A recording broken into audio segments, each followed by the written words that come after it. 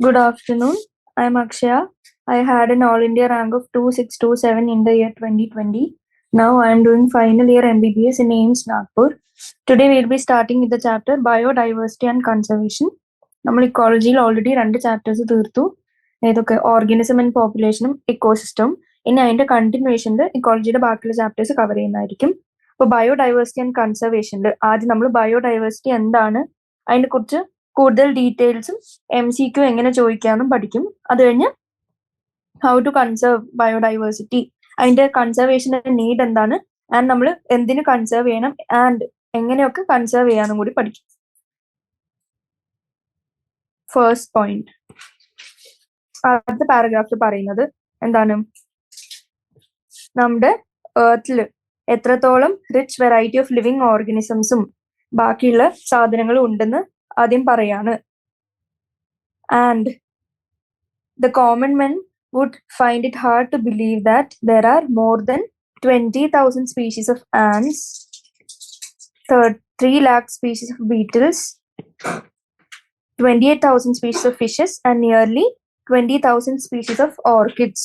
അപ്പോൾ ഈ numbers just ഒന്ന് അറിഞ്ഞിരിക്കുക. കാരണം എങ്ങാനും ഏതെങ്കിലും ഒരു statement identify the right or wrong statement ചോദിച്ചാൽ ഈ ആൻസിന്റെയും ബീറ്റിൽസിന്റെയും ഫിഷസിന്റെയും ഓർക്കിഡ്സിന്റെയും നമ്പർ തന്ന് ചിലപ്പോൾ ചോദിക്കാൻ സാധ്യതയുണ്ട്. അപ്പൊ ജസ്റ്റ് അതൊന്ന് നോട്ട് ചെയ്യുക, അറിഞ്ഞിരിക്കുക. ഇനി എന്താണ് ബയോഡൈവേഴ്സിറ്റി? ബയോഡൈവേഴ്സിറ്റി ടേം സ്പ്ലിറ്റ് ആക്കുമ്പോൾ നമുക്ക് മനസ്സിലാവും ബയോ ആൻഡ് ഡൈവേഴ്സിറ്റി. അതായത് all kinds of diversity of living organisms. Bio എന്ന് വെച്ചാൽ എന്താ? ബയോ എന്ന് വെച്ചാൽ ലിവിങ്. ഡൈവേഴ്സിറ്റി എന്ന് വെച്ചാൽ എത്രത്തോളം ഡൈവേഴ്സ് ആയിട്ടുള്ള സാധനങ്ങൾ ഉണ്ട്. എന്ത് സാധനങ്ങളുണ്ട്? ലിവിങ് ആയിട്ടുള്ള ഓർഗാനിസംസ് ഉണ്ട്. അപ്പോ ബയോഡൈവേഴ്സിറ്റിന്റെ ഡെഫിനിഷൻ ചോദിച്ചാൽ all kinds of diversity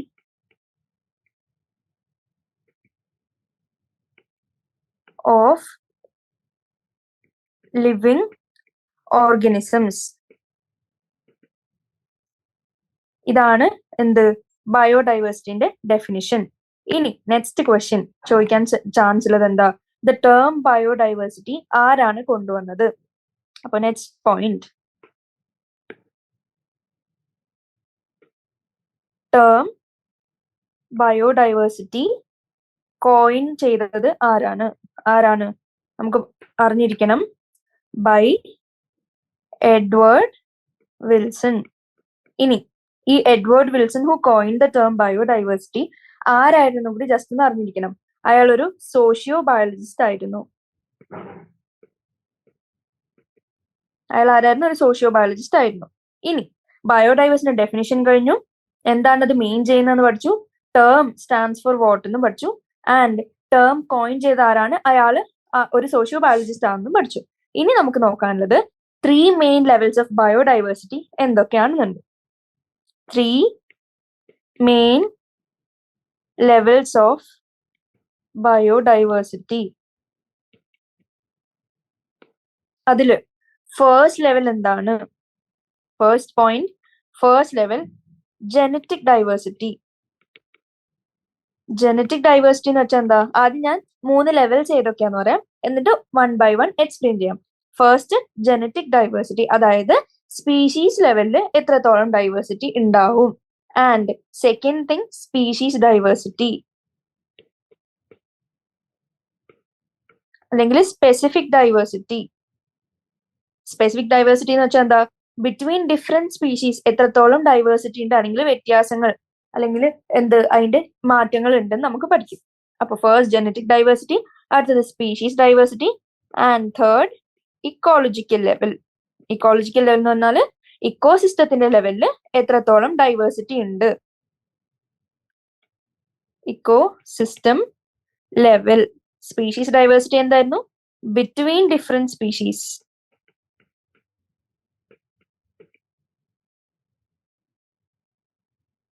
genetic diversity at the level of at the genetic level, അതായത് ജീനസിന്റെ ലെവലില് ഡൈവേഴ്സിറ്റി. ജനറ്റിക് ലെവൽ എന്ന് ഉദ്ദേശിക്കുന്നത് അലീൽസിന്റെ ലെവലില് ഡൈവേഴ്സിറ്റി. അപ്പോ 3 മെയിൻ ലെവൽസ് ഓഫ് ഡൈവേഴ്സിറ്റി പഠിച്ചു. ഇനി അതിന്റെ മീനിങ് അല്ലെങ്കിൽ അത് ഏത് ലെവലാന്ന് നമ്മൾ കണ്ടു. ഇനി NCERT കടക്കുകയാണെങ്കിൽ ഫസ്റ്റ് പോയിന്റ്, എല്ലാ ലെവൽസിലും നമുക്ക് ബയോളജിക്കൽ ഓർഗനൈസേഷനിൽ ഡിഫറെന്റ് ലെവൽസ് കാണാൻ പറ്റും. അതായത് മാക്രോ മോളിക്യൂൾസ് തൊട്ട് ബയോംസ് വരെയുള്ള ലെവൽസ് ഓഫ് ഓർഗനൈസേഷൻ എടുത്തു നോക്കിയാൽ സ്പീഷീസ് ലെവലിൽ മാത്രമല്ല ഇമ്മെൻസ് ഡൈവേഴ്സിറ്റി നമുക്ക് എല്ലാ ലെവലിലും കാണാൻ പറ്റും. അതായത് ഓരോ ലെവലിലും നമുക്ക് കാണാൻ പറ്റും. ഇനി ഈ ടേം ബയോഡൈവേഴ്സിറ്റി എന്ന് പറഞ്ഞ ടേം പോപ്പുലറൈസ് ചെയ്തത് ആരാണ്? By sociobiologist Edward Wilson. And അതെന്താണ് കാണിക്കുന്നത്? The combined diversity at all levels of biological organisation. ഇനി അതിലെ മോസ്റ്റ് ഇമ്പോർട്ടന്റ് ലെവൽസ് ഏതൊക്കെയാണെന്നുള്ളത്. ഫസ്റ്റ് പോയിന്റ് എന്താ? Genetic diversity. ജനറ്റിക് ഡൈവേഴ്സിറ്റി എന്ന് വെച്ചാൽ എന്താണ്? ഒരു സ്പീഷീസ് നമ്മൾ എടുത്തു ആൻഡ് ആ സ്പീഷീസ് ഭയങ്കര കൂടുതൽ ഡൈവേഴ്സിറ്റി കാണിക്കും. ഏത് ലെവല്? ജനറ്റിക് ലെവലില്. അതായത് അതിന്റെ ഡിസ്ട്രിബ്യൂഷണൽ റേഞ്ച് എടുത്ത് നോക്കിയാൽ, അതായത് അത് ഡിസ്ട്രിബ്യൂട്ടഡ് ആയ ഏരിയ എടുത്ത് നോക്കിയാൽ ഒരു സിംഗിൾ സ്പീഷീസിന് നമുക്ക് ജനറ്റിക് ലെവൽ, അതായത് വേറെ വേറെ ജീനസ് ആവുന്നതിനനുസരിച്ച് അതിന് എത്രമാത്രം ചേഞ്ചസ് ഉണ്ട് നമുക്ക് കാണാൻ പറ്റും. ഇനി അതിന്റെ എക്സാമ്പിൾ എന്ന് ഇവർ പറയുന്നത് റെവോൾഫിയ വൊമിറ്റോറിയ. ഇവിടെ ഹിമാലയൻ റേഞ്ചസിൽ കാണാൻ പറ്റുന്ന റെവോൾഫിയ വൊമിറ്റോറിയ എങ്ങനെയാണ്? It shows very high diversity. ഏതിന്റെ ടേംസിൽ? In terms of potency and concentration of the active chemical. ഈ ആക്റ്റീവ് കെമിക്കലിന്റെ പേര് അറിഞ്ഞിരിക്കണം. എന്താണ്? റിസർപ്പിൻ. അതായത് ഈ പ്ലാന്റ് പ്രൊഡ്യൂസ് ചെയ്യുന്ന ഒരു ആക്റ്റീവ് ആയിട്ടുള്ള കെമിക്കലാണ് റിസർപ്പിൻ. ആ റിസർപ്പിൻ കെമിക്കലിന്റെ കോൺസെൻട്രേഷനും പൊട്ടൻസിയിലും ഈ രണ്ട് കാര്യത്തിലും അവര് എന്ത് കാണിക്കുന്നു? Very high genetic variation. ഈ ജനറ്റിക് വേരിയേഷൻ കാണിക്കുന്നതിന് കാരണക്കാരാവുന്ന ആ ഒരു ലെവൽ ഓഫ് ഡൈവേഴ്സിറ്റിനെ പറയുന്നതാണ് ജനറ്റിക് ഡൈവേഴ്സിറ്റി. ഇനി ഒരു ക്വസ്റ്റ്യൻ ചോദിക്കാണ്, MCQ ചോദിക്കാണ്. റെവോൾഫിയ വൊമിറ്റോറിയ അത് ഏത് ലെവൽ ഓഫ് ഡൈവേഴ്സിറ്റിനെയാണ് കാണിക്കുന്നത്? അപ്പൊ നമുക്ക് ഓപ്ഷനിൽ ഇക്കോളജിക്കൽ ഉണ്ടാവും, സ്പീഷീസ് ഉണ്ടാവും, ജനറ്റിക് ഉണ്ടാവും. നമ്മൾ ഏത് ചൂസ് ചെയ്യണം? Genetic diversity. ഇനി നെക്സ്റ്റ് എക്സാമ്പിൾ എന്ന് പറയുന്നത് India has more than 50,000 genetically different strains of rice and എത്ര 1000 വെറൈറ്റീസ് ഓഫ് മാംഗോ ഉണ്ട്. ഈ രണ്ടെണ്ണം എന്ത് കാണിക്കുന്നതാണ്? ജനറ്റിക് ലെവലിലുള്ള ഡിഫറൻസ് അല്ലെങ്കിൽ ജനറ്റിക് വേരിയേഷൻ കാണിക്കുന്നതാണ്. അപ്പോൾ അത് അഗൈൻ ജനറ്റിക് ഡൈവേഴ്സിറ്റിന്റെ താഴെ എക്സാമ്പിൾ ആയിട്ട് വന്നു. അപ്പോൾ ജനറ്റിക് ഡൈവേഴ്സിറ്റിന്റെ കൂടെ നമ്മൾ 3 എക്സാമ്പിൾ പഠിച്ചു. റെവോൾഫിയ വൊമിറ്റോറിയ ആൻഡ് ഇന്ത്യയിലത്തെ റൈസിന്റെ ഡിഫറെന്റ് സ്ട്രെയിൻസ് ആൻഡ് ഫൈനലി മാംഗോന്റെ വെറൈറ്റീസ്. ഈ വെറൈറ്റി എന്ന് പറഞ്ഞ ടേം, സ്ട്രെയിൻ എന്ന് പറഞ്ഞ ടേം, ഇത്രയും ആൻഡ് ഈ പൊട്ടൻസി ആൻഡ് കോൺസെൻട്രേഷൻ എന്ന് പറഞ്ഞ ടേം, ഫൈൻ ആൻഡ് റിസർപ്പിൻ, ഈ ടേംസ് ഒക്കെ എന്താണ്? കീവേഡ്സ് ആണ്. അതെന്തായാലും അറിഞ്ഞിരിക്കണം. ഇനി നെക്സ്റ്റ് നമ്മൾ കാണാൻ പോകുന്നത് സ്പീഷീസ് ഡൈവേഴ്സിറ്റി. സ്പീഷീസ് ഡൈവേഴ്സിറ്റി എന്താ? പേര് പറയുന്ന പോലെ തന്നെ അറ്റ് ദി സ്പീഷീസ് ലെവൽ. അതിന്റെ എക്സാമ്പിൾ ആയിട്ട് NCERT കൊടുത്തിരിക്കുന്നത് എന്താ? വെസ്റ്റേൺ ഗാർഡ്സും ഈസ്റ്റേൺ ഗാർഡ്സും എടുത്തു നോക്കിയാൽ ആർക്കാണ് കൂടുതൽ ആംഫിബിയൻ സ്പീഷീസ് നമുക്ക് കാണാൻ പറ്റുക? അത് ആദ്യം അറിഞ്ഞിരിക്കണം. ആർക്കാണ് കൂടുതൽ? വെസ്റ്റേൺ ഗാർഡ്സിലാണ് ഗ്രേറ്റർ ആംഫിബിയൻ സ്പീഷീസിന്റെ ഡൈവേഴ്സിറ്റി കാണാൻ പറ്റുക. ആൻഡ് ഈ എക്സാമ്പിൾ കാണിക്കുന്നത് ഏത് ലെവലിലെ ഡൈവേഴ്സിറ്റിയുടെ? സ്പീഷീസ് ഡൈവേഴ്സിറ്റിന്റെ ആണ്. ഇനി തേർഡ് തിങ് എന്താണ്? Ecological diversity. ഇത് ഏത് ലെവലാണ് കാണുന്നത്? At the ecosystem level. For example ഇന്ത്യയിൽ നമ്മൾ എടുത്തു ഡെസേർട്ട്. നമുക്കറിയാം എക്കോസിസ്റ്റം നമ്മൾ ഡീറ്റെയിൽ ആയിട്ട് പഠിച്ചാണ് ടൈപ്സ് ഓഫ് എക്കോസിസ്റ്റം, നാച്ചുറൽ ആവാം, മാൻമെയ്ഡ് ആവാം. ആൻഡ് അതിന്റെ എക്സാമ്പിൾസ് ഒക്കെ കണ്ടാണ്. അപ്പൊ നമുക്ക് എന്തറിയാം? ഈ ഡെസേർട്ട് ആവുന്നതും റെയിൻ ഫോറസ്റ്റ് ആവുന്നതും coral reef, wetland, estuaries, alpine meadows, ഇതൊക്കെ ഓരോ തരത്തിലുള്ള എക്കോസിസ്റ്റംസ് ആണ്. അപ്പോ ഇന്ത്യയില് ഈ ഡെസേർട്ടും റെയിൻ ഫോറസ്റ്റും മാംഗ്രൂവും ഇത്തരത്തിലുള്ള സാധനങ്ങൾക്കുള്ള ഡൈവേഴ്സിറ്റി എത്രയോ കൂടുതലാണ് നമ്മൾ ഏത് വെച്ച് കമ്പയർ ചെയ്യുമ്പോൾ than A Scandinavian country like Norway.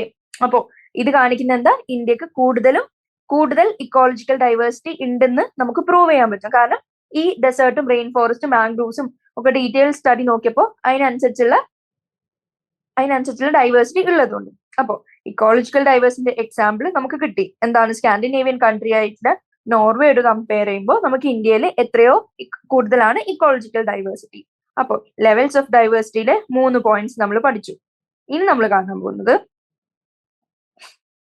ഇനി ഒരു ഇക്കോളജിക്കൽ പോയിന്റ് ഓഫ് വ്യൂല് നമ്മൾ നോക്കുകയാണെങ്കിൽ നമുക്കറിയാം ഇവല്യൂഷൻ ഒരു ഗ്രാജുവൽ ആയിട്ടുള്ള സ്ലോ ആയിട്ടുള്ള പ്രോസസ് ആണ്. അപ്പോ ഇന്ത്യയിൽ നമുക്ക് ഇത്രയധികം ബയോഡൈവേഴ്സിറ്റി ഉണ്ട് എന്ന് പറയണമെങ്കിൽ അത് എന്തുകൊണ്ടായിരിക്കും? ഈ റിച്ച് ഡൈവേഴ്സിറ്റി എത്രയോ കാലങ്ങൾ കൊണ്ട് എവല്യൂഷൻ കാരണം ഉണ്ടായി വന്നതാണ്. മില്യൺസ് ഓഫ് ഇയേഴ്സ് ഓഫ് എവല്യൂഷന്റെ കാരണമായിട്ട് റിസൾട്ട് ആയിട്ട് ഉണ്ടായി വന്നതാണ് ഈ റിച്ച് ഡൈവേഴ്സിറ്റി.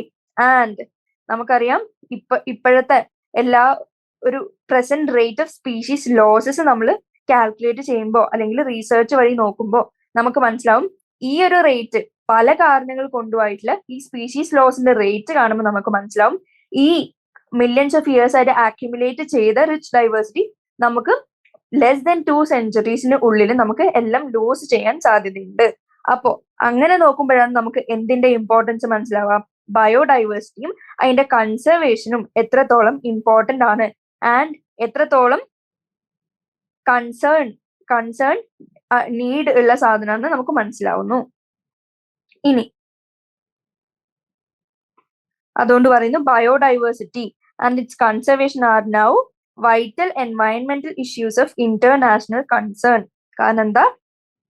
കാരണം ലെസ് ദാൻ 2 സെഞ്ചുറീസിൽ നമുക്ക് current rate of species loss continue ചെയ്താൽ എല്ലാ ഡൈവേഴ്സിറ്റിയും റിച്ച്നെസ്സും നമുക്ക് നഷ്ടപ്പെടാൻ സാധ്യതയുള്ളതുകൊണ്ട് നമ്മൾ അതിനെ പ്രൊട്ടക്ട് ചെയ്യണം. ഇനി കുറച്ച് ഫാക്ട്സ് അല്ലെങ്കിൽ നമ്പേഴ്സ് നമുക്ക് പഠിക്കേണ്ടതായിട്ടുണ്ട്. ഇതില്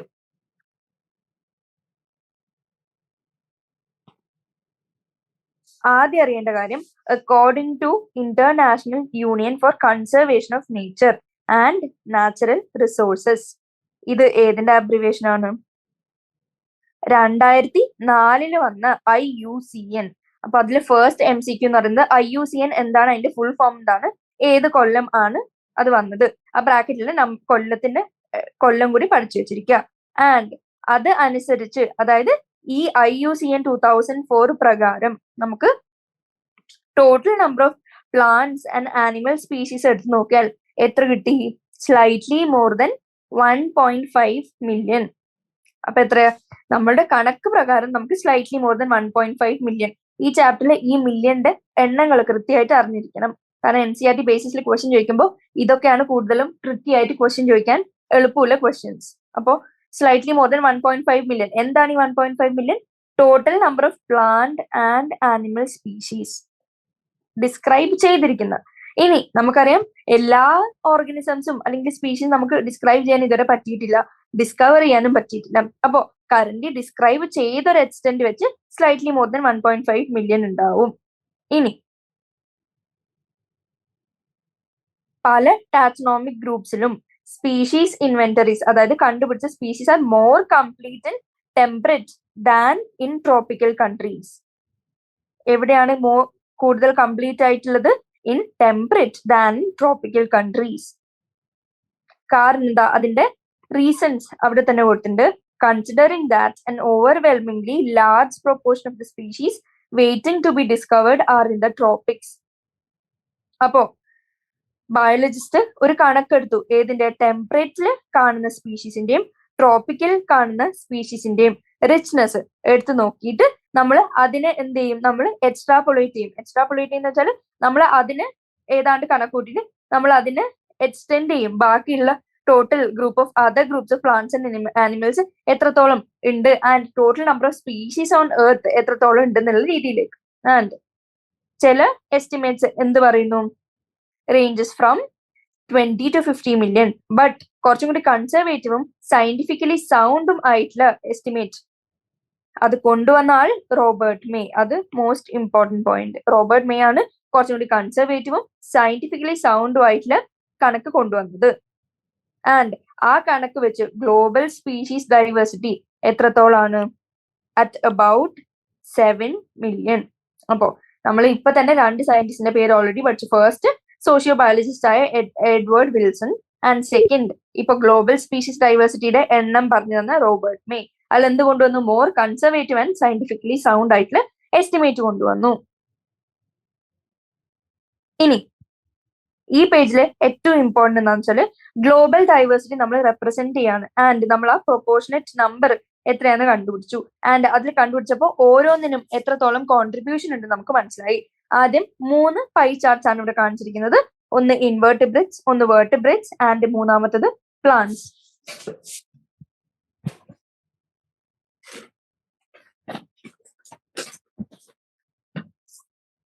ഇൻവെർട്ടിബ്രേറ്റ്സ്, വെർട്ടിബ്രേറ്റ്സ് ആൻഡ് മൂന്നാമത്തെ പ്ലാന്റ്സ്. ഇൻവെർട്ടിബ്രേറ്റ്സിൽ നമുക്ക് ഓരോന്നിനും എത്രത്തോളം പ്രൊപ്പോർഷൻ ഉണ്ടെന്ന് അറിഞ്ഞിരിക്കണം. ഏതൊക്കെ? ഇൻവെർട്ടിബ്രേറ്റ്സിൽ ഫസ്റ്റ് ഏറ്റവും കൂടുതൽ നമുക്ക് കാണാൻ പറ്റുന്ന ആരാണ്? ഈ പൈ ചാർട്ടിൽ ഏറ്റവും കൂടുതൽ നിൽക്കുന്നത് ഇൻസെക്ട്സ് ആണ്. അത് കഴിഞ്ഞ് ബാക്കിയുള്ള ആനിമൽ ഗ്രൂപ്പ്സ് ആണ് കുറച്ചും കൂടി കൂടുതൽ. അത് കഴിഞ്ഞ് മൊളസ്ക് കണ്ടു and finally the least crustaceans. അപ്പൊ ഇൻവെർട്ടിബ്രേറ്റ്സില് ഇതർ പൈ ചാർട്ട് വെച്ച് ഇവിടെ ABCD എന്നാണ് ഐഡന്റിഫൈ ചെയ്യാൻ ചോദിക്കാം. ഇത് ഏത് കൈൻഡ് ഓഫ് ഗ്രൂപ്പ് ആണ് കോൺസ്റ്റിറ്റ്യൂട്ട് ചെയ്യുന്നത്. അല്ലെങ്കിൽ എന്ത് ചോദിക്കാം? അല്ലെങ്കിൽ നിങ്ങളോട് ഇങ്ങനെ ഗ്രേറ്റർ ദാൻ ഇട്ട് ചോദിക്കാം ഏതിനാണ് കൂടുതൽ പ്രൊപ്പോർഷൻ അല്ലെങ്കിൽ എത്ര നമ്പർ ഓഫ് സ്പീഷീസ് കണ്ടുപിടിച്ചു എന്നുള്ളത്. ഇനി സെക്കൻഡ് വെർട്ടിബ്രേറ്റ്സ്. വെർട്ടിബ്രേറ്റ്സിൽ ഏറ്റവും കൂടുതൽ ഏതാണ്? ഫസ്റ്റ് നിൽക്കുന്നത് ഫിഷസ് ആണ്. അത് കഴിഞ്ഞ് ബേർഡ്സ്, സെക്കൻഡ് ബേർഡ്സ്. അത് കഴിഞ്ഞ് കണ്ടത് reptiles, mammals and finally amphibians. അപ്പൊ ഇതും എങ്ങനെ നമുക്ക് ഓർഡറിൽ, നമ്പറിന്റെ ഓർഡറിൽ അനുസരിച്ച് ആക്കാൻ അറിഞ്ഞിരിക്കണം. ഇനി പ്ലാന്റ്സിൽ വരുമ്പോ എങ്ങനെയാണ്? ഫംഗയും ആൻജിയോസ്പേംസും ആണ് ഏറ്റവും കൂടുതൽ. അത് കഴിഞ്ഞ് ഏത് കണ്ടു? ആൽഗെ കണ്ടു. ആൻഡ് ആൽഗെ കഴിഞ്ഞ് കുറച്ചും കൂടി ഏതാണ്? Mosses, ferns and allies. ബാക്കി കുറച്ചുണ്ട്. ആൻഡ് ഏറ്റവും കുറവ് ഏതാണ്? ലൈക്കൻസ്. ഏറ്റവും കുറവ് ഏതാണ്? ഏറ്റവും കൂടുതൽ ഏതാണ്? ഇത്തരത്തിലുള്ള കാര്യങ്ങൾ എപ്പോഴും അറിഞ്ഞിരിക്കണം. ക്വസ്റ്റ്യൻ ചോദിക്കാൻ സാധ്യത കൂടുതലാണ്. ഇനി ചില ഫാക്ട്സ് അഗെയിൻ, അതായത് നമ്പർ അല്ലെങ്കിൽ പെർസെന്റേജ് നമ്മൾ അഗെയിൻ കാണാൻ പോവാണ്.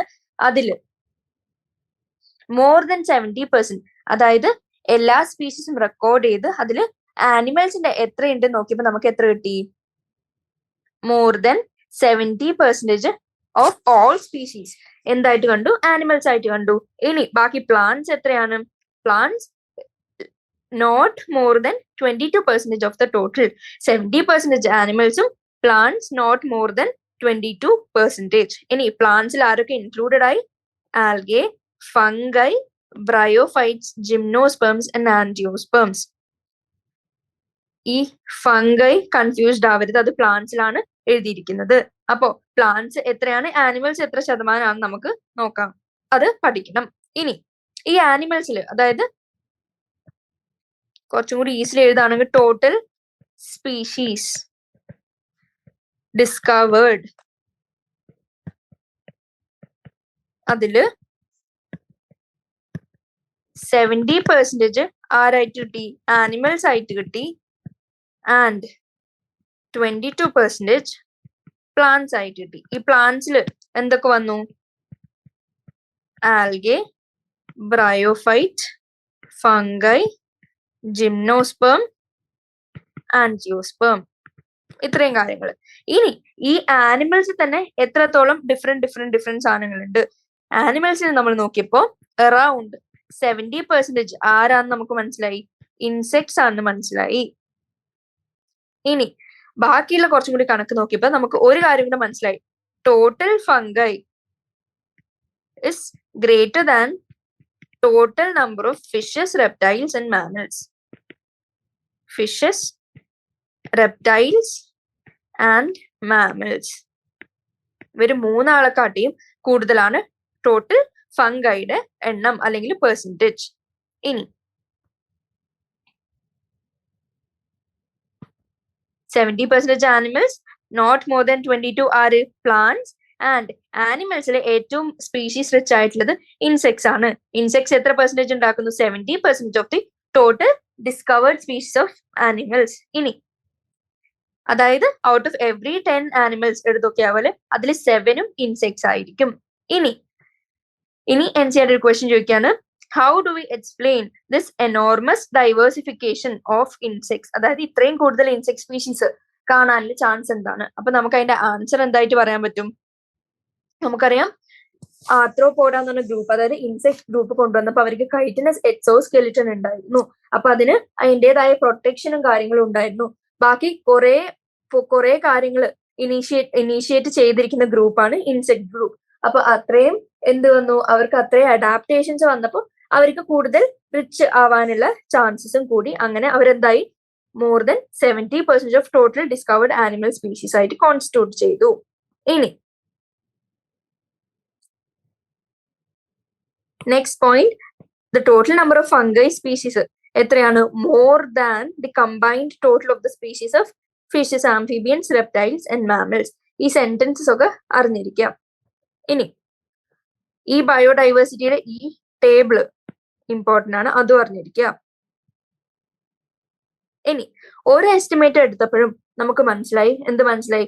പ്രോകറിയോട്സിനെ കുറിച്ച്, അതായത് പ്രോകറിയോട്ടിൽ എത്ര സ്പീഷീസ് റിച്ച്നെസ് ഉണ്ട് എന്നുള്ളതിനെ കുറിച്ച് ഒരു ഐഡിയയോ ഒരു റിസർച്ചിന്റെ റിസൾട്ടോ ഒന്നും പറയുന്നില്ല. അപ്പൊ എന്ത് മനസ്സിലായി? നമുക്ക് എത്ര പ്രോകറിയോട്ടിക് സ്പീഷീസ് ഉണ്ടാവുമെന്ന് അറിയാനും പറ്റുന്നില്ല. അപ്പോ ഇതെന്താണ്? The problem is that conventional taxonomic methods എടുത്ത് നോക്കുമ്പോൾ നമുക്ക് they are not suitable to identify microbial species and കുറെ കേസസിൽ മോസ്റ്റ് ഓഫ് ദി സ്പീഷീസ് അവർക്ക് ലബോറട്ടറി കണ്ടീഷൻസിൽ കൾച്ചറബിൾ ആയിട്ടും പറ്റില്ല, അതായത് കൾച്ചർ ചെയ്യാനും പറ്റില്ല. അപ്പൊ എന്ത് മനസ്സിലായി? നമുക്ക് ചില ബയോ കെമിക്കലും മോളിക്കുലർ ക്രൈറ്റീരിയയും ഉപയോഗിച്ചാലേ ഈ ഗ്രൂപ്പിന്റെ എന്ത് കണ്ടുപിടിക്കാൻ പറ്റൂ? സ്പീഷീസ് റിച്ച്നെസ് കണ്ടുപിടിക്കാൻ പറ്റൂ. അതുകൊണ്ട് തന്നെ അങ്ങനത്തെ ഹൈലി അഡ്വാൻസ്ഡ് ആയിട്ടുള്ള മെത്തേഡ്സ് നോക്കിയാൽ നമുക്ക് ഇതിന്റെ ഡൈവേഴ്സിറ്റി മാത്രം, അതായത് പ്രോകറിയോട്സിന്റെ ഡൈവേഴ്സിറ്റി മാത്രം മില്യൺസ് ആയിട്ട് നമുക്ക് കിട്ടാൻ ചാൻസ് ഉണ്ട്. ആ പ്രോബ്ലം എന്താണ്? The conventional taxonomic methods suitable അല്ല to identify microbial species and most of the species എങ്ങനെയാ? കൾച്ചറബിളും അല്ല. ഇതുകൊണ്ടാണ് നമുക്ക് ഒരു ഐഡിയ ഇല്ലാത്ത എത്രത്തോളം പ്രോകറിയോട്ടിക് സ്പീഷീസ് ഉണ്ടാവാൻ ചാൻസ് ഉണ്ട് എന്നുള്ളത്, അല്ലെങ്കിൽ ആ ഒരു വേഗ കണക്ക് ഇല്ലാത്തത് ഇതുകൊണ്ടാണ്. ഇനി അഗെയിൻ കുറച്ച് കണക്കുകൾ. എന്താണ്? ഇന്ത്യക്ക് എത്ര വേൾഡ്സ് ലാൻഡ് ഏരിയ ആണ് കവർ ചെയ്യുന്നത്? എത്ര? 2.4% ഓഫ് ടോട്ടൽ വേൾഡിന്റെ ലാൻഡ് ഏരിയ ഇന്ത്യ കവർ ചെയ്യുന്നു. ആൻഡ് അതിന്റെ share of global species diversity എത്രത്തോളം ഉണ്ട്? അബൌട്ട് 8.1% ആണ് ഗ്ലോബൽ സ്പീഷീസ് ഡൈവേഴ്സിറ്റിയിൽ ഇന്ത്യയുടെ പങ്ക്. ആൻഡ് അതുകൊണ്ട് തന്നെ ഇന്ത്യ എന്തായി? One of the 12 mega diversity countries of the world. ഇത്രയധികം ഗ്ലോബൽ സ്പീഷീസ് ഡൈവേഴ്സിറ്റിയിൽ കോൺട്രിബ്യൂഷൻ കൊടുക്കുന്നതുകൊണ്ട് one of the 12 mega diversity countries ആയിട്ട് ഇന്ത്യ വന്നു. ഇനി അടുത്ത ചില കണക്ക് എന്താണ്? Nearly 45,000 species of plants and twice as many of animals. Twice എന്ന് വെച്ചാൽ എത്രയാ? 90,000 സ്പീഷീസ് ഓഫ് ആനിമൽസും ഇതുവരെ ഇന്ത്യയിൽ നിന്ന് മാത്രമായിട്ട് റെക്കോർഡഡ് ആയിട്ടുണ്ട്. അതിൽ ഇന്ത്യ ഇമ്പോർട്ടന്റ് ആണ്. ഫ്രം വേൾഡ് എന്ന് വെച്ചാൽ നമുക്ക് അത് തെറ്റാന്ന് പറയാൻ പറ്റണം. അപ്പൊ 45,000 പ്ലാന്റ്സിനുണ്ട് ആൻഡ് 90,000 ആനിമൽസിനുണ്ടെന്ന് മനസ്സിലായി. ഇനി നമ്മൾ ഓൾറെഡി പറഞ്ഞു, സയന്റിഫിക്കലി സൗണ്ട് ആയിട്ടുള്ള എസ്റ്റിമേറ്റ് ആരാണ് കൊണ്ടുവന്നത്? Robert May. ഇനി റോബർട്ട് മെയ്ന്റെ എസ്റ്റിമേറ്റ് വെച്ച് നോക്കുമ്പോൾ ഇത്രയധികം നമ്മൾ നമ്പർ ഓഫ് സ്പീഷീസ് ഒക്കെ നമ്മൾ ഡിസ്കസ് ചെയ്തു. ഇത്രയൊക്കെ എത്രയായിട്ടുള്ളൂ? അതായത് ഇതുവരെ ഡിസ്കവേർഡ് ആയിട്ടില്ല എന്നാണ് ഈ കണക്കുകളൊക്കെ എടുത്തത്. ഈ ഡിസ്കവേർഡ് ആയിട്ടുള്ളത് ഓൺലി 22%. അതായത് only 22% of the total species ആണ് ഇതുവരെ റെക്കോർഡഡ് ആയിട്ടുള്ളത്. ആൻഡ് ഈ പ്രൊപ്പോർഷൻ നമ്മൾ ഇന്ത്യന്റെ ഡൈവേഴ്സിറ്റിയിലേക്ക് അപ്ലൈ ചെയ്ത് നോക്കിയാൽ നമുക്ക് എത്ര മനസ്സിലാവും? മോർ ദാൻ 1 lakh പ്ലാന്റ് സ്പീഷീസും മോർ ദാൻ 3 lakh ആനിമൽ സ്പീഷീസും ഇനിയും ഡിസ്കവർ ചെയ്യാനും ഡിസ്ക്രൈബ് ചെയ്യാനും ബാക്കിയുണ്ട്. അപ്പൊ ഈ ഓരോ നമ്പറും ഒരു ഷീറ്റിൽ എഴുതി വെക്കുക, ഒരു പേപ്പറിൽ എഴുതി വെച്ച് എവിടെയെങ്കിലും കാണുന്ന സ്ഥലത്ത് ഒട്ടിച്ചു വെക്കുക. കാരണം എന്താ? ഇതിൽ ഓരോ പോയിന്റിലും ഓരോ പല നമ്പേഴ്സ് പറയുന്നുണ്ട്. ആൻഡ് ആ ഓരോ നമ്പേഴ്സും വേൾഡിലെ കണക്കാണോ, ഇന്ത്യയിലെ കണക്കാണോ, ഏത് സയന്റിസ്റ്റ് കൊണ്ടുവന്ന കണക്കാണ്, ഇനി അൺഡിസ്കവേർഡ് ആയിട്ടുള്ള കണക്കാണോ, ഡിസ്കവേർഡ് ആയിട്ടുള്ള കണക്കാണോ എന്നൊക്കെ അറിഞ്ഞിരിക്കുക. ഇനി ഇങ്ങനെയാണെങ്കിൽ നമ്മൾ എത്ര കാലം എടുത്തിട്ടായിരിക്കണം? അതായത് ഇതുവരെ ഇത്രയും കണ്ടുപിടിച്ച ജസ്റ്റ് 22% ആയിട്ടുള്ള ടോട്ടൽ സ്പീഷീസിന്റെ. അപ്പോ ഇനി ഇത്രയധികം ഡിസ്കവർ ചെയ്യാൻ ബാക്കിയുണ്ടെങ്കിൽ അത് ടോട്ടൽ എത്ര ബയോളജിക്കൽ വെൽത്ത് ഉണ്ടെന്ന് അറിയാൻ എത്ര കാലം കൂടി എടുക്കും എന്ന് നമുക്ക് ഊഹിക്കാവുന്നതേ ഉള്ളൂ. ഇനി ഇപ്പോഴത്തെ കണ്ടീഷൻ എന്താ പറയുന്നത്? Present rate of species loss വെച്ച് നമുക്ക് എല്ലാം നഷ്ടപ്പെട്ടുകൊണ്ടിരിക്കുകയാണ്. അപ്പൊ എന്ത് പറ്റും? നമുക്ക് എല്ലാം കണ്ടുപിടിക്കുന്നതിന് മുമ്പേ തന്നെ there is A threat of becoming extinct. അതായത് ഈ കണ്ടുപിടിക്കാത്ത സാധനങ്ങൾ പോലും എക്സ്റ്റിങ്ക്ട് ആവാനുള്ള ഒരു പോക്കാണ് നമുക്കിപ്പോ കാണാൻ പറ്റുന്നത്. ഇനി അതിനെയാണ് എന്ത് പറയുന്നത്? Nature's biological library is burning even before we cataloged the titles of all books stocked there. അതായത് നമ്മൾ നേച്ചർ ആകുന്ന ബയോളജിക്കൽ ലൈബ്രറി എടുത്തു നോക്കുമ്പോൾ നമ്മൾ കംപ്ലീറ്റ്ലി എത്ര ടൈറ്റിൽസ് ഉണ്ടെന്ന് പോലും നമുക്കറിയില്ല. അതായത് നമ്മൾ കംപ്ലീറ്റ്ലി ഇതുവരെ റെക്കോർഡ് ചെയ്തിട്ടില്ല. അതിന് മുമ്പേ നമുക്ക് എക്സ്റ്റിങ്ഷൻ കാണാൻ തുടങ്ങിയിരിക്കുന്നു. അപ്പൊ അതെന്താ? Natures biological library is burning even before we catalogue the titles of all the books stoked there. അപ്പൊ ഇത്രയും കാര്യങ്ങൾ എന്തിനാണ് ഇപ്പൊ ഡിസ്കസ് ചെയ്തത്? ടു സേ ദാറ്റ് ഇന്ത്യയിൽ അല്ലെങ്കിൽ വേൾഡിൽ എത്രത്തോളം ഡൈവേഴ്സിറ്റി ഉണ്ട്, അതായത് എത്രത്തോളം ഏതാണ്ട് റെക്കോർഡ് ചെയ്ത് വെച്ചിട്ടുണ്ട്, ഇനി എത്രത്തോളം ബാക്കിയുണ്ട്, ആൻഡ് എങ്ങനെയാണ് ഇപ്പോഴത്തെ ലെവൽ അനുസരിച്ച് എക്സ്റ്റിങ്ഷൻ വരെ പോകുന്നതെന്നൊക്കെ നമ്മൾ ഡിസ്കസ് ചെയ്തു. ഇനി കാണാൻ പോകുന്നത് പാറ്റേൺസ് ഓഫ് ബയോഡൈവേഴ്സിറ്റി ആണ്. ഇതില് പാറ്റേൺസ് ഓഫ് ബയോഡൈവേഴ്സിറ്റിയിൽ ആദ്യം നമ്മൾ ലാറ്റിറ്റ്യൂഡിനൽ ഗ്രേഡിയൻസ് കാണും. അത് കഴിഞ്ഞ് സ്പീഷീസ് ഏരിയ റിലേഷൻഷിപ്പ് കാണും. ലാറ്റിറ്റ്യൂഡിനൽ ഗ്രേഡിയന്റ് എടുത്തു നോക്കുമ്പോൾ നമുക്ക് ഫസ്റ്റ് കിട്ടിയ പോയിന്റ് എന്താന്ന് വെച്ചാൽ, നമ്മൾ ഓൾറെഡി നേരത്തെ പറഞ്ഞ ടെമ്പറേറ്റും ട്രോപ്പിക്സും നമ്മൾ കമ്പയർ ചെയ്ത് നോക്കുക. ഇതില് ട്രോപ്പിക്സിനാണ് മാക്സിമം ബയോഡൈവേഴ്സിറ്റി നമുക്ക് കാണാൻ പറ്റി. അതായത് നമ്മൾ റെപ്രസെന്റ് ചെയ്യുകയാണെങ്കിൽ ഗ്ലോബിന്റെ നടുക്കൊരു ഇക്വേറ്റർ ഉണ്ട്, അതിന്റെ ഇപ്പുറത്തോട്ട് ട്രോപ്പിക്കൽ, അതിന്റെ ഇപ്പുറത്തോട്ട് ടെമ്പറേറ്റ്, ആൻഡ് ഏറ്റവും മേലെ പോളാർ. ഇങ്ങനെ ലാറ്റിറ്റ്യൂഡിനൽ ഗ്രേഡിയന്റ്, അതായത് 0 അറ്റ് ദി ഇക്വേറ്റർ, ആൻഡ് നമ്മൾ മേലോട്ട് പോകണം, അതായത് ട്രോപ്പിക്കൽ, ടെമ്പറേറ്റ്, പോളാർ, അങ്ങനെ ഓർഡർലി നമ്മൾ പോവുകയാണെങ്കിൽ എത്ര അതിന്റെ സ്പീഷീസ് ഡൈവേഴ്സിറ്റിയുടെ ചേഞ്ച് എങ്ങനെയായിരിക്കും? അപ്പൊ നമുക്ക് മനസ്സിലായി, മേലോട്ട് പോകുന്നോറും സ്പീഷീസ് ഡൈവേഴ്സിറ്റി കുറഞ്ഞുകൊണ്ടാണ് വരുന്നത്. അപ്പോ ഫസ്റ്റ് പോയിന്റ് നമുക്കറിയാം, പ്ലാന്റ്സിന്റെയും ആനിമൽസിന്റെയും ഡൈവേഴ്സിറ്റി വേൾഡിൽ ഒട്ടാകെ യൂണിഫോം അല്ല. അതുകൊണ്ടാണ് നമുക്കറിയാം India one of the 12 mega diversity ഉള്ള ഹോട്ട്സ്പോട്ട് ആയത്. എങ്ങനെയാ? കാരണം അതിന് അത്രയും കൂടുതൽ ഉള്ളതുകൊണ്ട്. അപ്പൊ നമുക്ക് ലോജിക്കലി മനസ്സിലാവാം ഭയങ്കര ഇറഗുലർ ആയിട്ടാണ് distribution due to various factors. ഇനി ഈ അൺഈവൻ ഡിസ്ട്രിബ്യൂഷൻ ആണ് ഓൾറെഡി ഗിവൺ ആണ്, ആൻഡ് കുറെ ഗ്രൂപ്പ് ഓഫ് ആനിമൽസിനും പ്ലാന്റ്സിനും അതിന്റെ കേപ്പബിലിറ്റി അല്ലെങ്കിൽ അഡാപ്റ്റേഷൻ വെച്ച് ഡിഫറെന്റ് റീജിയൻസിലാണ് അവരും ഹാബിറ്റാറ്റും കാര്യങ്ങളും ഉണ്ടാക്കുക.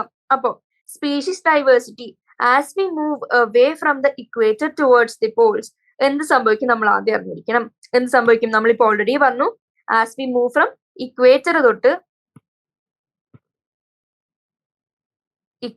തൊട്ട് പോളിലേക്ക് മൂവ് ചെയ്യുന്നോറും സ്പീഷീസ് ഡൈവേഴ്സിറ്റി ഡിക്രീസസ്. ആൻഡ് ഇതില് ചില എക്സെപ്ഷൻസ് ഉണ്ട്. ആ എക്സെപ്ഷൻ ആണ് ഒന്നാമത്തെ ഏത്? ട്രോപ്പിക്സ്. ട്രോപ്പിക്സ് എന്ന് പറഞ്ഞാൽ എത്രത്തോളം ലാറ്റിറ്റ്യൂഡിനൽ റേഞ്ച് വരും? 23.45 degree north to 23.5 degree south. ഇതില് ട്രോപ്പിക്സ് കൂടുതൽ സ്പീഷീസിനെ ഹാർബർ ചെയ്യും അല്ലെങ്കിൽ അക്കോമഡേറ്റ് ചെയ്യും ദാൻ ടെമ്പറേറ്റ് അല്ലെങ്കിൽ പോളാർ ഏരിയാസ്. ഈ എക്സെപ്ഷൻ ഒഴിച്ചു വെച്ച് നോക്കിയാൽ നമുക്ക് ജനറലി എന്ത് പറയാൻ പറ്റും? ഇക്വേറ്ററോട്ട് പോളിലേക്ക് പോകുന്നവരും സ്പീഷീസ് ഡൈവേഴ്സിറ്റി കുറഞ്ഞു വരുന്നു എന്ന് പറയാൻ പറ്റും. ആൻഡ് അതിന്റെ എക്സെപ്ഷൻ നമ്മൾ ഓൾറെഡി പറഞ്ഞു, ട്രോപ്പിക്സിൽ കുറച്ച് കൂടുതൽ സ്പീഷീസ് ഡൈവേഴ്സിറ്റി കാണാൻ പറ്റും ദാൻ ടെമ്പറേറ്റ് അല്ലെങ്കിൽ പോളാർ ഏരിയാസ്. ഇനി അടുത്ത ഇമ്പോർട്ടന്റ് ക്വസ്റ്റ്യൻ, ഇത് സ്ഥിരം ക്വസ്റ്റ്യൻ പേപ്പേഴ്സിൽ കാണുന്നതാണ്. എന്ത്? കൊളംബിയ എവിടെയാണ്? നിയർ ദി ഇക്വേറ്റർ ആണ്. ആൻഡ് ഇവിടെ എത്ര സ്പീഷീസ് ഉണ്ട്? നിയർലി 1400 സ്പീഷീസ് ഓഫ് ബേർഡ്സ് ഉണ്ട്. ആൻഡ് ന്യൂയോർക്ക് ഏത് പൊസിഷനിൽ വരും? 41 ഡിഗ്രി നോർത്തില് അറൌണ്ട് 105 സ്പീഷീസ്. ആൻഡ് ഗ്രീൻലാൻഡിലേക്ക് പോകുമ്പോൾ അത് ഗ്രീൻലാൻഡ് എത്രത്തോളം വരും? 71 ഡിഗ്രി നോർത്ത്, ഓൺലി 56 സ്പീഷീസ്. അപ്പോ ഈ കണക്ക് അറിഞ്ഞിരിക്കുക. അതായത് സ്പീഷീസ് ഡൈവേഴ്സിറ്റി ഇക്വേറ്ററിന് പോളിലേക്ക് പോകുന്നതും കുറയുന്നുള്ള പ്രൂവ് ചെയ്യാനുള്ള എക്സാമ്പിൾ ആണ് നമ്മൾ ഈ കൊളംബിയനെ വെച്ച് പറഞ്ഞത്. കൊളംബിയയും ന്യൂയോർക്കും ഗ്രീൻലൻഡും വെച്ച് പറഞ്ഞത്. ഇനി ഇതിൽ അറിഞ്ഞിരിക്കേണ്ട കാര്യം എന്താ? ക്വസ്റ്റ്യൻ വരുമ്പോ ഈ സ്പീഷീസ് നമ്പർ അറിഞ്ഞിരിക്കുക, അതിന്റെ റെസ്പെക്റ്റീവ് കൺട്രിയും അതിൽ എത്ര സ്പീഷീസ് ഉണ്ട്, അതിന് എത്ര ഡിഗ്രി ഉള്ള ലാറ്റിറ്റ്യൂഡിനൽ റേഞ്ചും അറിഞ്ഞിരിക്കുക. ഇനി India with much of its land area in the tropical latitudes, അവിടെ more than 1200 species of birds ഉണ്ട്. ഇനി അഗൈൻ ഒരു ട്രോപ്പിക്കൽ റീജിയനിലെ ഒരു ഫോറസ്റ്റ് എടുത്ത്, ഫോർ എക്സാമ്പിൾ ഇക്വഡോറിൽ up to 10 times as many species of vascular plants as a forest of equal area. അതായത് equal area ഒരു ട്രോപ്പിക്കൽ റീജിയനിലെ ഫോറസ്റ്റ് എടുത്തു, ഒരു ടെമ്പറേറ്റ് റീജിയനിലെ ഫോറസ്റ്റ് എടുത്തു. അപ്പോൾ നമുക്ക് 10 times ആണ് അവരുടെ സ്പീഷീസ് ഓഫ് വാസ്കുലർ പ്ലാന്റ്സ് എന്ന് വെച്ചാൽ ടെറിഡോഫൈറ്റ്സിന്റെ അങ്ങോട്ട് വരുന്നതെല്ലാം വാസ്കുലർ പ്ലാന്റ്സ് ആണ്. ഈ വാസ്കുലർ പ്ലാന്റ്സിന്റെ സ്പീഷീസ് റിച്ച്നെസ് about 10 times ആവാണ് ജസ്റ്റ് ബൈ ഗോയിങ് ഫ്രം ഇവിടുന്ന് ടെമ്പറേറ്റ് ട്രോപ്പിക്കലിലേക്ക് പോകുന്നവരും. ഇനി കൂടുതൽ ട്രോപ്പിക്സിൽ സിറ്റുവേറ്റഡ് ആയിരിക്കുന്ന ആമസോണിയൻ റെയിൻ ഫോറസ്റ്റ്, സൗത്ത് അമേരിക്കയിലെ ആമസോണിയൻ റെയിൻ ഫോറസ്റ്റില് ഗ്രേറ്റസ്റ്റ് ബയോഡൈവേഴ്സിറ്റി ആണ് എർത്തില്. കാരണം എന്താ, അത് പ്രൂവ് ചെയ്യാനുള്ള അടുത്ത പോയിന്റ്സ് അറിഞ്ഞിരിക്കുക MCQ പോയിന്റ് ഓഫ് വ്യൂ.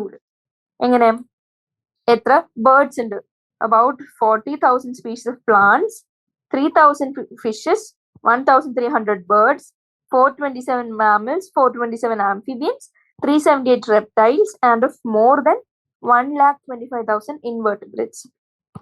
ഈ കണക്ക് അറിഞ്ഞിരിക്കുക, എക്സ്ട്രീംലി ഇമ്പോർട്ടൻ്റ് ആണ്. ഈ നമ്പേഴ്സും അതിൽ ഏത് നമ്പർ ആയിരിക്കാണെന്നുള്ളതും അറിഞ്ഞിരിക്കുക. ഇനി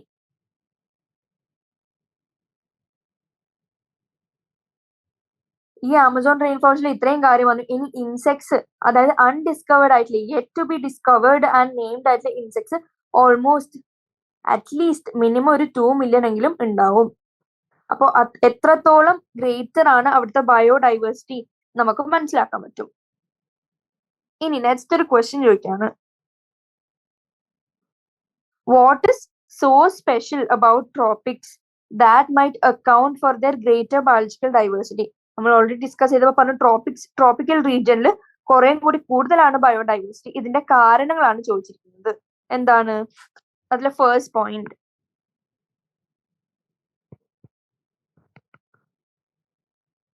tropical region has more diversity. അതിന്റെ റീസൺ ഒന്നാമത്തത്, ട്രോപ്പിക്കൽ റീജിയനിൽ കിട്ടുന്ന സൺലൈറ്റിന്റെ എമൗണ്ട് നല്ല കൂടുതലാണ്. സൺലൈറ്റ് കൂടുമ്പോൾ എന്ത് പറ്റും, പ്രൊഡക്ടിവിറ്റി, പ്ലാന്റ്സിന്റെ പ്രൊഡക്ടിവിറ്റിയും കൂടും. പ്രൊഡക്ടിവിറ്റി കൂടുമ്പോൾ ഫൈനലി എന്ത് പറ്റും, അവിടുത്തെ സ്റ്റെബിലിറ്റി കൂടും. സ്റ്റെബിലിറ്റി കൂടുമ്പോൾ ബയോഡൈവേഴ്സിറ്റിയും ഫൈനലി കൂടും. ഇനി സൺലൈറ്റിനെ പറഞ്ഞു. ഇനി സെക്കൻഡ് പോയിന്റ് എന്ന് പറയുന്നത്, അവിടെയുള്ള ടെമ്പറേച്ചർ ഫ്ലക്ച്വേഷൻ നല്ല കുറവാണ്. ടെമ്പറേച്ചർ ഫ്ലക്ച്വേഷൻ നല്ല കുറവാണെങ്കിൽ എന്താണ്, എല്ലാ ഓർഗാനിസംസും അവിടെ ജീവിക്കാൻ താല്പര്യപ്പെടും. കാരണം അവരുടെ ബാക്കിയുള്ള ഹാബിറ്റ്സ് ഒന്നും അൺഡിസ്റ്റർബ്ഡ് ആയിരിക്കില്ല. അതായത് അവരുടെ ജീവിതശൈലി റുട്ടീനും എല്ലാം അൺഡിസ്റ്റർബ്ഡ് ആയിരിക്കും. അങ്ങനെ അൺഡിസ്റ്റർബ്ഡ് ആയിരിക്കുന്ന അവസ്ഥയിൽ അവിടുത്തെ സ്പീസിയേഷനും അതിനനുസരിച്ച് കൂടുതലായിരിക്കും. അപ്പൊ സെക്കൻഡ് പോയിന്റ്, ടെമ്പറേച്ചർ ഫ്ലക്ച്വേഷൻ നല്ല കുറവായിരിക്കും.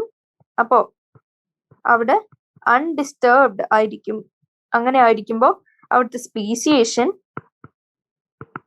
അതിനനുസരിച്ച് കൂടുതലായിരിക്കും. ഇനി തേർഡ് പോയിന്റ് എന്ന് പറയുന്നത്, അവിടെ ഗ്ലേസിയേഷൻ കാണാറില്ല. അതായത് ഫ്രീക്വന്റ് ആയിട്ട് ഗ്ലേസിയേഷൻ നടക്കാറില്ല. അതായത് അത് കാണിക്കുന്നത് എക്സ്ട്രീം ടെമ്പറേച്ചറിലേക്കുള്ള ഒരു ഫ്ലക്ച്വേഷൻ വളരെ കുറവാണ്. അപ്പൊ തേർഡ് പോയിന്റ്, നോ ഫ്രീക്വന്റ്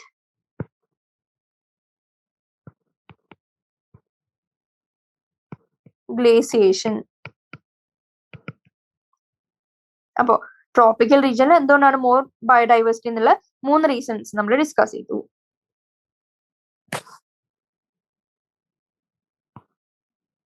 ഇനി NCERT പറയുന്നു, കുറെ എക്കോളജിസ്റ്റും എവല്യൂഷണറി ബയോളജിസ്റ്റും എന്തുകൊണ്ടാണ് ട്രോപ്പിക്സിൽ കൂടുതൽ ബയോഡൈവേഴ്സിറ്റി പഠിച്ചപ്പോൾ അവർ കുറെ ഹൈപ്പോത്തിസിസിലേക്ക് എത്തിച്ചേരാൻ പറ്റി. അതിൽ ഇമ്പോർട്ടന്റ് വൺസ് എന്തൊക്കെയാണ് നമുക്കറിയാം. Speciation is generally A function of time. അതായത് ടൈം കൂടുന്നതിനനുസരിച്ച് സ്പീസിയേഷന്റെ ചാൻസും കൂടുതലാണ്. അപ്പൊ ഗ്രാജുവൽ ആയിട്ടുള്ള പ്രോസസ് ആയതുകൊണ്ട് സ്പീസിയേഷനെ നമുക്ക് ഫംഗ്ഷൻ ഓഫ് ടൈം ആയിട്ട് കാണാൻ പറ്റും. ആൻഡ് അൺലൈക്ക് ടെമ്പറേറ്റ് റീജിയൻസ്, ഇവരുടെ അതായത് ട്രോപ്പിക്കൽ റീജിയൻസിൽ ഫ്രീക്വന്റ് ഗ്ലേസിയേഷൻസ് ഉണ്ടാവാറില്ല. ആൻഡ് അവരെങ്ങനെയാ ഗ്ലേസിയേഷൻസ് ഇല്ല, അധികം വെതർ ചേഞ്ചസ് ഇല്ല. അപ്പൊ tropical latitudes remain relatively undisturbed for millions of years. അപ്പോ അത്രയും അൺഡിസ്റ്റർബ്ഡ് ആകുമ്പോൾ അവർക്ക് കൂടുതൽ എവല്യൂഷണറി ടൈം കിട്ടും ഫോർ സ്പീഷീസ് ഡൈവേഴ്സിഫിക്കേഷൻ. ആൻഡ് ഈ ട്രോപ്പിക്കൽ എൻവയൺമെന്റ്സിന്റെ അടുത്ത പ്രത്യേകത ദേ ആർ ലെസ് സീസണൽ, അതായത് മോർ കോൺസ്റ്റന്റും പ്രെഡിക്റ്റബിളും ആയിട്ടുള്ള സീസൺസ് ആണ് അവിടെ കൂടുതൽ കാണാൻ പറ്റുക. അങ്ങനെയുള്ള ഒരു കോൺസ്റ്റന്റ് എൻവയൺമെന്റ് ആവുമ്പോൾ അവിടെ കൂടുതൽ എന്ത് പറ്റും, സ്പീഷീസ് ഡൈവേഴ്സിഫിക്കേഷനും നീഷ് സ്പെഷ്യലൈസേഷനും പ്രൊമോട്ട് ചെയ്ത് ഫൈനലി ഗ്രേറ്റർ സ്പീഷീസ് ഡൈവേഴ്സിറ്റി ഉണ്ടാവും. ആൻഡ് തേർഡ് പോയിന്റ് പറയുന്നത് മോർ സോളാർ എനർജി അവൈലബിൾ ആണ്. അപ്പോൾ ഹയർ പ്രൊഡക്ടിവിറ്റി കിട്ടും. ആൻഡ് ഇത് ഇൻഡയറക്ട്ലി ഗ്രേറ്റർ ഡൈവേഴ്സിറ്റിനെ ബാധിക്കും, അതായത് കൂട്ടാൻ സഹായിക്കും. അപ്പോ നമ്മൾ പാറ്റേൺസ് ഓഫ് ബയോഡൈവേഴ്സിറ്റി ആണ് കണ്ടുകൊണ്ടിരിക്കുന്നത്. അതിൽ ഫസ്റ്റ് കണ്ടത് എന്താണ്? Patterns of biodiversity. ഫസ്റ്റ് കണ്ടത് ലാറ്റിറ്റ്യൂഡിനൽ ഗ്രേഡിയന്റ്. ഞാൻ എല്ലാം ഒന്നും എഴുതുന്നില്ല, ആ ഇമ്പോർട്ടന്റ് നമ്പേഴ്സ് മാത്രം ഞാൻ ജസ്റ്റ് എഴുതി പോവാണ്. അതായത് ഫസ്റ്റ് കണ്ടത് species diversity decreases from equator towards poles. അതില് എക്സാമ്പിൾ കണ്ടത് കൊളംബിയ. കൊളംബിയ എങ്ങനെയാ ഒരു ട്രോപ്പിക്കൽ റീജിയനിൽ ഉള്ള കൺട്രിയാണ്. ആൻഡ് അവിടെ 1400 സ്പീഷീസ് ഓഫ് ബേർഡ്സ് ആണ് നമുക്ക് കാണാൻ സാധിച്ചത്. ഇനി ഇന്ത്യ, അതും എഗൈൻ എന്താണ്, ട്രോപ്പിക്കൽ.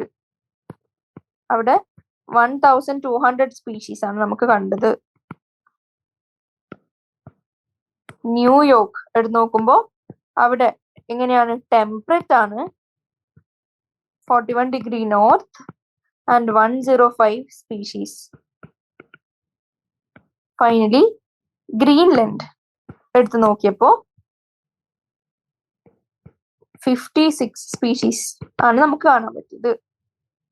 ആൻഡ് നെക്സ്റ്റ് പോയിന്റ് കണ്ടത് ഒരു ഫോറസ്റ്റിനെ നമ്മൾ കൺസിഡർ ചെയ്തു.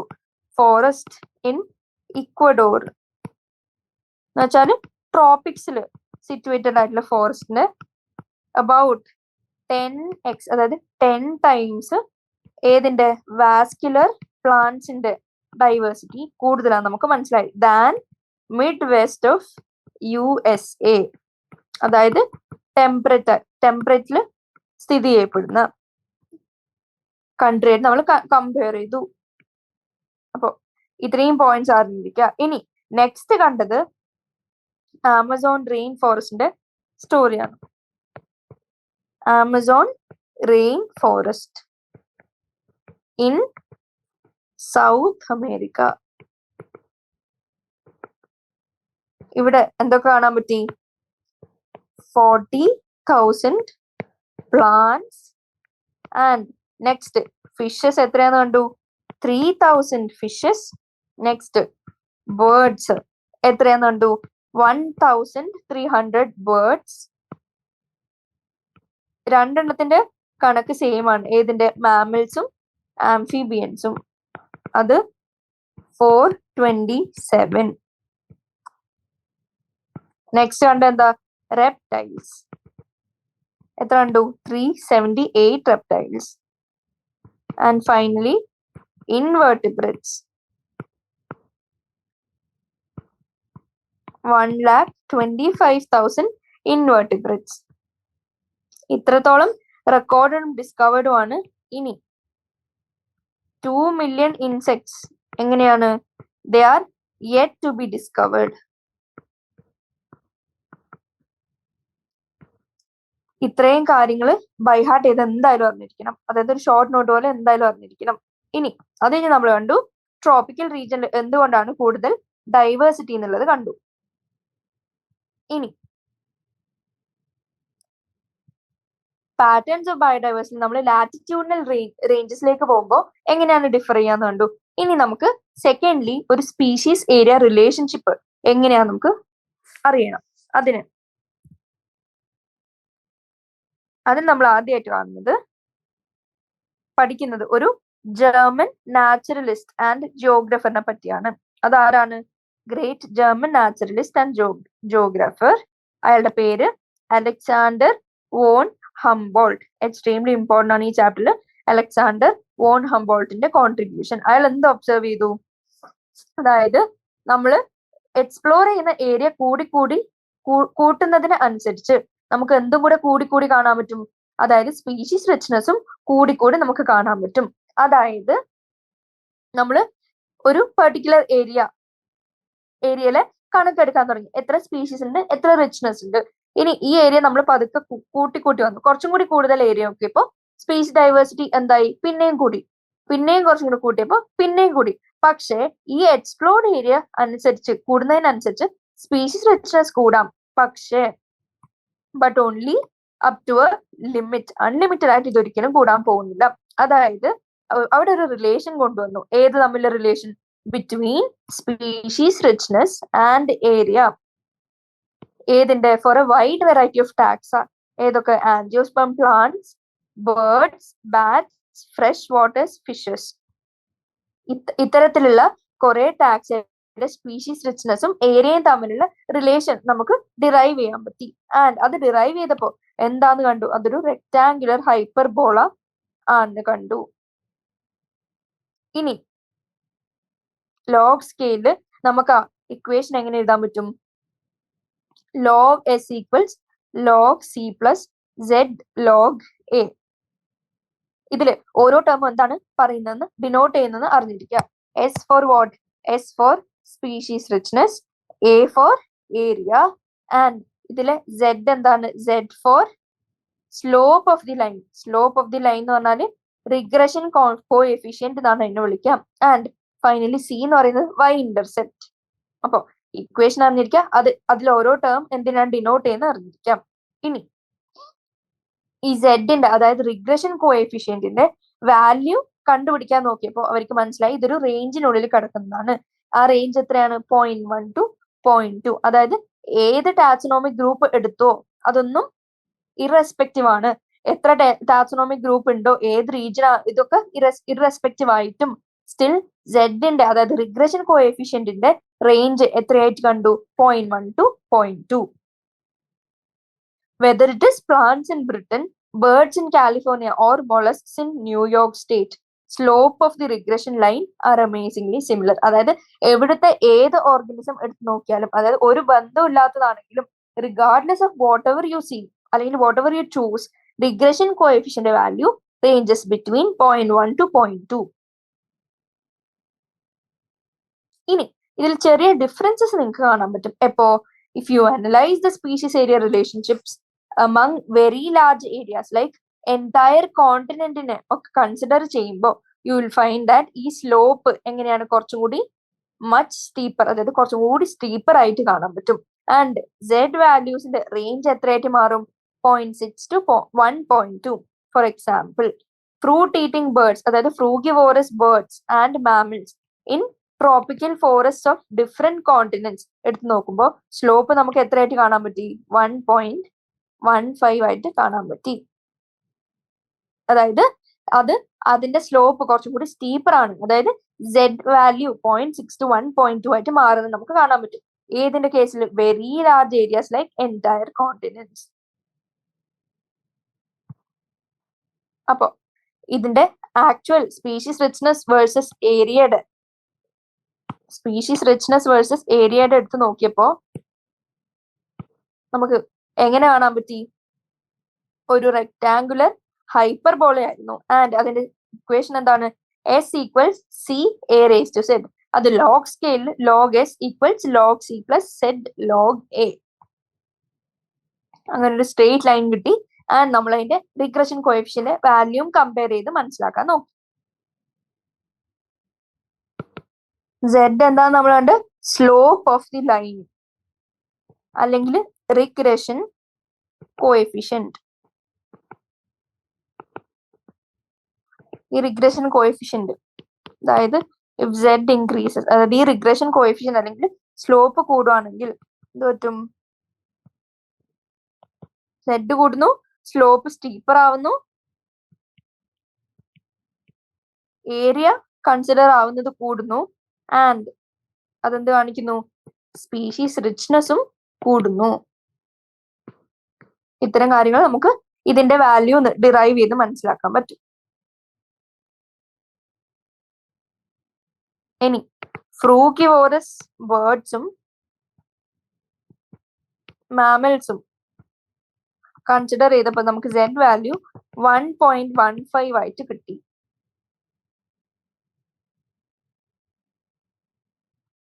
ഒരു കാര്യം കൂടി നമുക്ക് മനസ്സിലായി ഈ പാരഗ്രാഫിന്. എന്താണ്? കൺട്രി ലെവൽ, അതായത് അത്രയും വലിയ ഏരിയാസ് എടുത്തപ്പോൾ നമുക്ക് Z വാല്യൂ ഈക്വൽസ് 0.1 to 0.2 കിട്ടി. അതേസമയം കോണ്ടിനെന്റ് ലെവൽ എടുത്ത് നോക്കുമ്പോൾ നമുക്ക് Z വാല്യൂ എങ്ങനെയാ കിട്ടുക? 0.6 to 1.2 വരെ പോവാം. അതായത് സ്ലോപ്പ് കുറച്ചും കൂടി സ്റ്റീപ്പർ ആയിട്ട് പോകും നമുക്ക് മനസ്സിലായി. അപ്പൊ ഇത്രയും കാര്യങ്ങളാണ് സ്പീഷീസ് ഏരിയ റിലേഷൻഷിപ്പില് എന്തൊക്കെ നമുക്ക് മനസ്സിലാക്കാന്നുള്ളത്. ഇനി എന്താണ് സ്പീഷീസ് ഡൈവേഴ്സിറ്റിന്റെ ഇമ്പോർട്ടൻസ് ടു ആൻ എക്കോസിസ്റ്റം? നമുക്കറിയാം number of species in a community എത്രത്തോളം ഇമ്പാക്ട് ഉണ്ടാക്കും to the functioning of ecosystem. നമ്മൾ ഓൾറെഡി ഇക്കോസിസ്റ്റത്തിൽ ഇതിനെപ്പറ്റി കൂടുതലും ഡീറ്റെയിൽ ആയിട്ട് ഡിസ്കസ് ചെയ്തതാണ്. ആൻഡ് ഈ ക്വസ്റ്റ്യൻ നമ്മൾ കൂടുതൽ ചിന്തിക്കുമ്പോൾ നമുക്കൊരു ഡെഫിനറ്റീവ് ആയിട്ടുള്ള ആൻസർ ഇതുവരെ കിട്ടിയിട്ടില്ല. പക്ഷെ കുറെ ഡെക്കേഡ്സ് ആയിട്ട്, അത് കുറെ കാലഘട്ടത്തോളം ഇക്കോളജിസ്റ്റ് എന്ത് വിചാരിച്ചു? That communities with more species generally tend to be more stable than those with less species. അപ്പോൾ നമ്മൾ ആലോചിക്കുകയാണ് എന്താണ് ഒരു സ്റ്റേബിൾ കമ്മ്യൂണിറ്റി, അല്ലെങ്കിൽ എന്താണ് ഒരു ബയോളജിക്കൽ കമ്മ്യൂണിറ്റിയുടെ സ്റ്റെബിലിറ്റി ഉള്ളതുകൊണ്ട് ഉദ്ദേശിക്കുന്നത്? എന്താണ്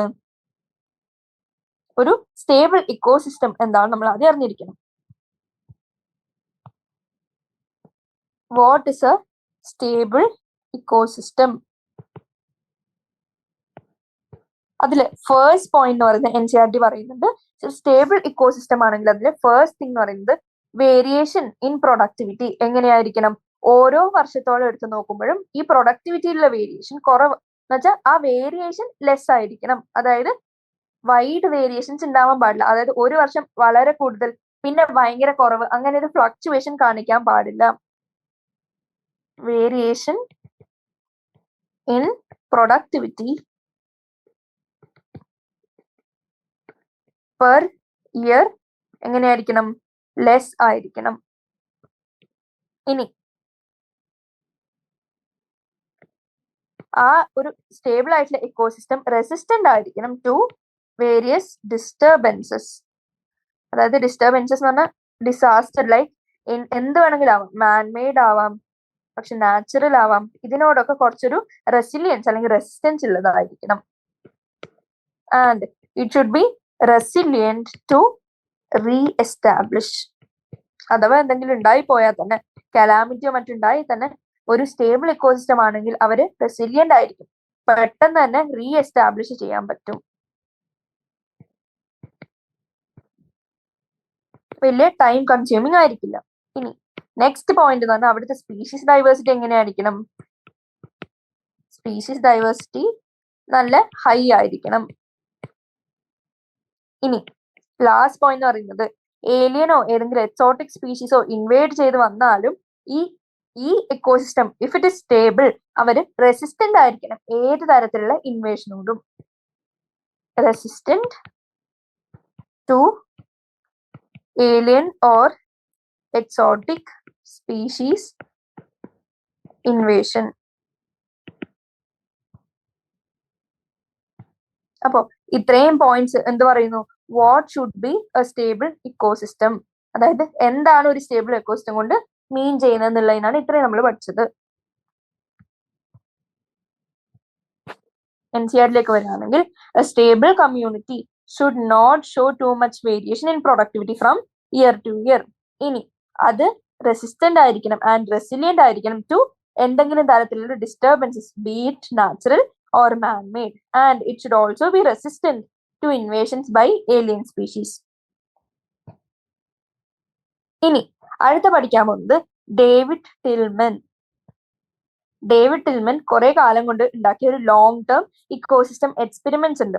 ആൻഡ് അവർ കുറച്ച് ഇൻട്രസ്റ്റിംഗ് ആയിട്ടുള്ള ആൻസേഴ്സ് നമുക്ക് തരുന്നു. അയാൾ കണ്ടുപിടിച്ചു എന്ത്, the plots with more species showed less year-to-year variation in total biomass and increased diversity. എന്തിന് കോൺട്രിബ്യൂട്ട് ചെയ്തു? കൂടുതൽ പ്രൊഡക്ടിവിറ്റിക്കും കോൺട്രിബ്യൂട്ട് ചെയ്തു. ഈ കണ്ടുപിടുത്തങ്ങൾ, അതായത് ഈ ഇത്രയും കാര്യങ്ങൾ റെക്കോർഡ് ചെയ്ത ആരാണ്, ആരുടെ ഫൈൻഡിങ്സ് ആണെന്ന് വെച്ചാൽ എന്ത് പറയും? David Tillman.